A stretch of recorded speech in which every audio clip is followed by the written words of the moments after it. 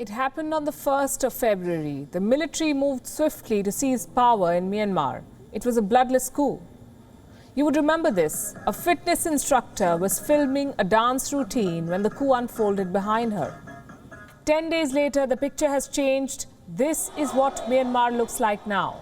Citizens on the streets protesting, military on the offensive, firing. The crackdown is lethal and extreme. Soldiers are using live ammunition on protesters. And in the face of gunfire, the people of Myanmar continue to fight for democracy.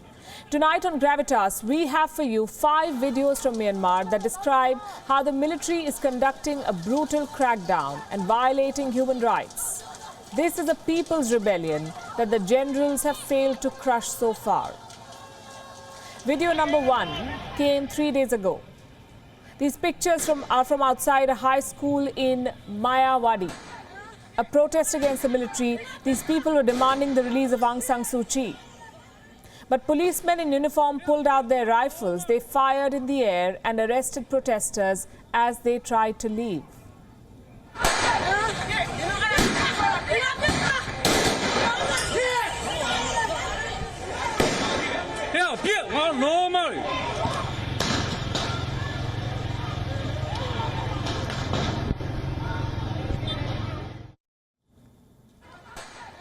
That's how Myanmar's military is trying to seize power, with armed policemen shooting at protesters. Video number 2, this happened in Mandalay, Myanmar's second largest city. The security forces descended on peaceful protesters.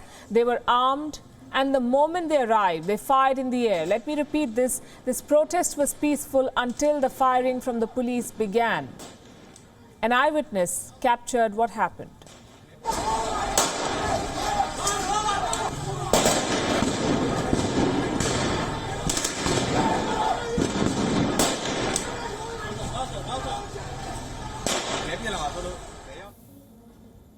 Video number 3.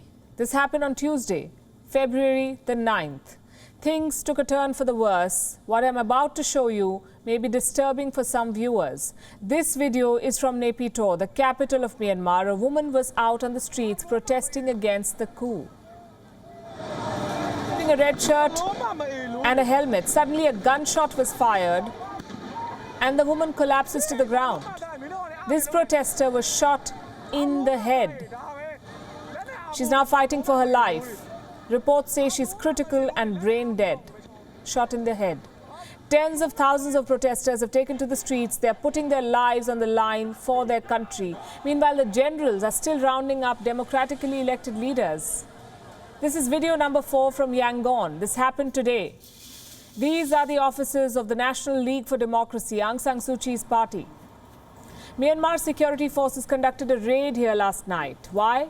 Over charges of voter fraud in the last election. It's a claim that the military is yet to prove with evidence. Locks and doors have been broken. Electronic equipment has been damaged. Cables in the server room have been cut. According to a report, a machine is also missing from this office. Hundreds of elected leaders were detained after the coup. This includes Aung San Suu Kyi. She's not been seen in the last 10 days. Despite the military's tightening control over Myanmar, a rebellion is brewing. It's not just citizens who are on the streets. Members of security forces have joined the civil disobedience campaign. Today, more than 20 police officers were seen on the streets protesting. This is video number 5 from Naypyidaw. Thousands of civil servants from various ministries joined the protest. They were seen holding banners in support of Aung San Suu Kyi. Some police officers have openly defied their superiors on the streets. Look at this. This was on Monday when the police force deployed water cannons against the protesters. 3 police officers left their positions. They joined the protesters to shield them from the water cannon.